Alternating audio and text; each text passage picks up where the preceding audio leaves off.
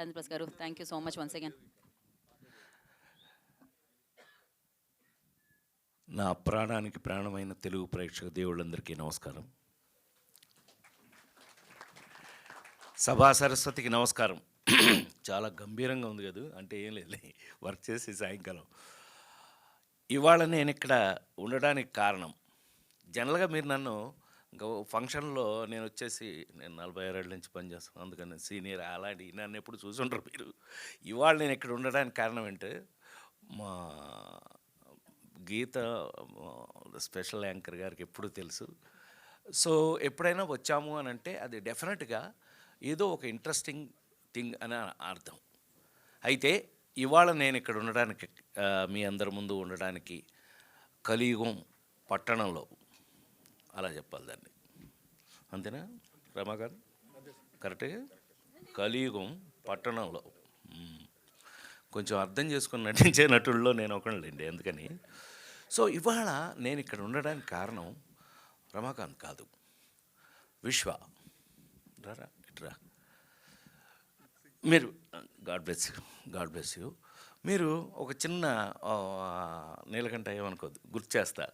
ఆనల్గురు cinema ఏందాము రావు, గుర్తుందా? ఆనల్గురు cinema మీ అందరికి గుర్తుండే ఉంటుంది.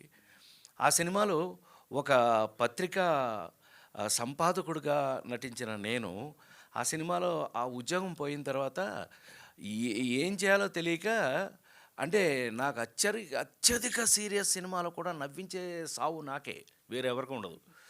ఆ సినిమాలో అప్పడాలు అమ్ముకుంటారు.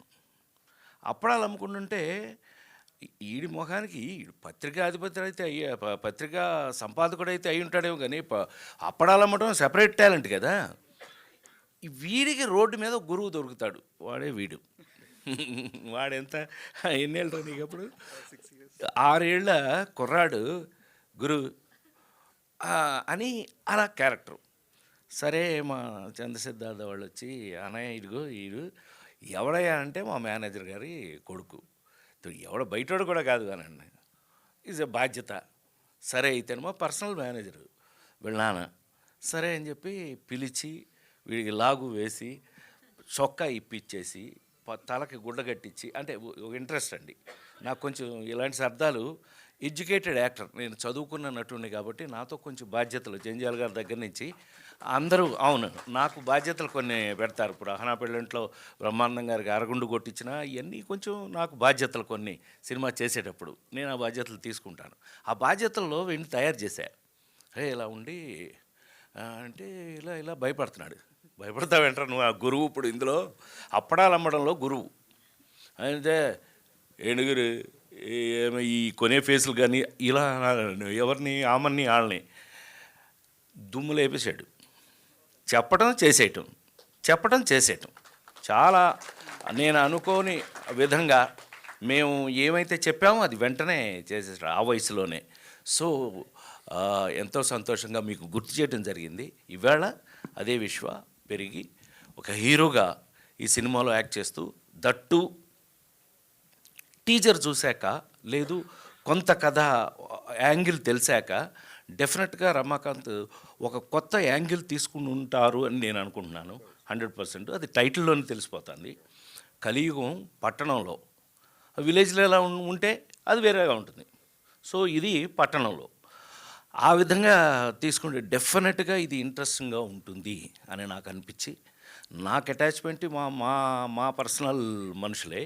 అయితే ఈ విధంగా చూసుకుంటే మాకు నిర్మాతలు వాళ్ళు కూడా నాకు పాత ఫ్రెండ్సే అవ్వడం వల్ల, మరి ముఖ్యంగా మా స్పెషల్ డైరెక్టర్ నీలకంఠ మేనల్లుడు అవ్వడం వల్ల వీళ్ళు చాలా స్పెషల్ అని నేను మనస్ఫూర్తిగా అనుకుంటూ, వీళ్ళందరికీ కూడా, అట్లాగే మ్యూజిక్ చేసిన మిస్టర్ అజయ్, పద్యం పడతావా? తెలుసుగా మనం అంత పద్యం గళ్ళం అని. చాలా సంతోషం, మ్యూజిక్ చాలా స్పెషల్గా ఉంటుందని మనస్ఫూర్తిగా కోరుకుంటూ, ఇవాళ నేను అంటే మరి ఎక్కువగా మాట్లాడకుండా 22వ తారీఖు రిలీజ్ అవుతున్నటువంటి కలియుగం పట్టణంలో సినిమా రిలీజ్ అయ్యి, ఇవాళ అదృష్టం ఏంటయ్యా అంటే 46 సంవత్సరాల తర్వాత నేను ఇంకా సినిమాల్లో పనిచేయడం వల్ల, ఎక్కువగా పనిచేయడం వల్ల, చాలామంది కన్నా ఎక్కువగా పనిచేస్తున్నాను నేను. కారణం ఏం లేదండి, నేను నమ్మింది ఒకటే. ఎప్పుడైనా ఈ బ్యాచ్కి, ఈ జనరేషన్ కూడా నేను చెప్తుంది ఒకటే, వర్క్ వర్క్ వర్క్, పని పని పని.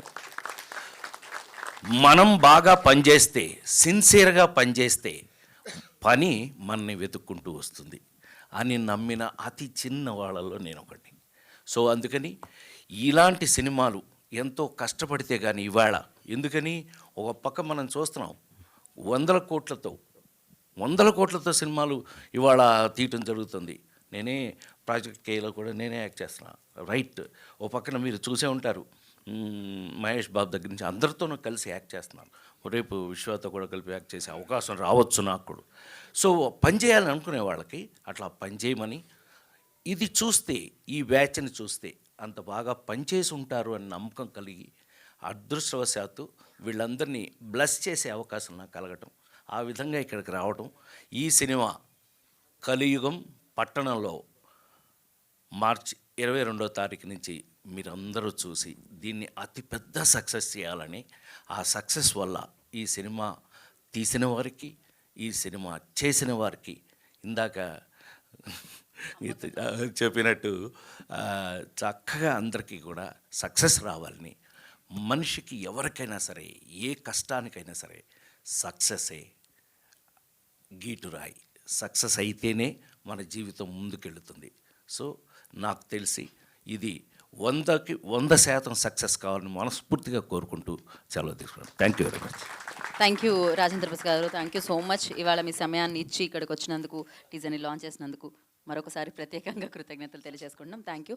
ఒక్క పిక్చర్ విత్ హీరో హీరోయిన్ కూడా జాయిన్ అవ్వండి.